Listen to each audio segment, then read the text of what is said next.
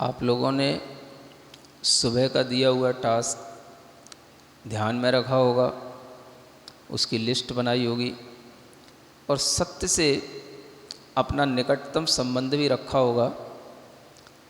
आपके लिए यह भी जानना जरूरी है कि सत्य को हम तब प्राप्त कर पाते हैं जब हमारे भीतर ये सब क्रोध, मान, माया, लोभ ये सब जा चुका हो, या यूँ कहें जितने अंशों में ये जा रहा है उतने अंश में हम सत्य के निकट आ रहे हैं। अगर आपको ऐसा भी हो सकता है हमें तो कुछ समझ ही में नहीं आया, कब हम झूठ बोलते हैं, कब हम झूठे लोगों का साथ दे देते हैं, कब हमें झूठ में अच्छा लगता है। हमारे लिए ना तो कोई सत्य का सामना कराने वाला कोई व्यक्ति है और ना ही हमें किसी ऐसे सत्य व्यक्ति का कोई दर्शन होता है, यह भी आपके विचार में आ सकता है।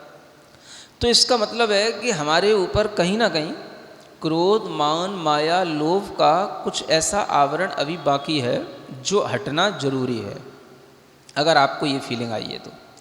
और अगर आपने कहीं ना कहीं अपने आदर्श बना लिए हैं सत्य और झूठ का, एक आपने डिफरेंस अपने अंदर क्रिएट कर लिया है, तो इसका मतलब है कि आपने कुछ अंशों में क्रोध, मान, माया, लोभ को कम कर लिया है, इसलिए आप सत्य को पहचान पा रहे हैं। तो जिनको सत्य पहचानने में आ रहा है वो भी, और जिनको नहीं आ रहा है वो भी, किसी भी तरीके की, कोई भी तरीके की परेशानी में अपने आप को महसूस ना करें। ये तो एक प्रोसेस है जो आज से चलना शुरू हुई है, और अगर आप इसको चाहोगे तो बहुत लंबे समय तक चलाए रख सकोगे। ये तो आज से शुरू हुआ है। ये तो पहली बात है कि जब हम नॉलेज गेन कर रहे हैं, अगर हमें इस तरह से सत्य को समझने के लिए थोड़ा सा भी पुरुषार्थ, थोड़ा सा भी भीतर से प्रयास करने का भाव आया है, तो वो भी आपके लिए बहुत अच्छा है। इसलिए आप अपने आप को बिल्कुल कॉन्फिडेंस के साथ में आगे के लिए बनाए रखें और अपने आप को एप्रिसिएट करें, स्वयं के लिए, कि मैं सत्य को जान रहा हूँ, मैं सत्य के निकट आ रहा हूँ, मैं सत्य को समझ रहा हूँ। इस तरह की अपने आप के लिए स्वयं में जब आप अपनी प्रशंसा के भाव में रहेंगे तो आपका कॉन्फिडेंस बढ़ेगा और आप सत्य के निकट होंगे।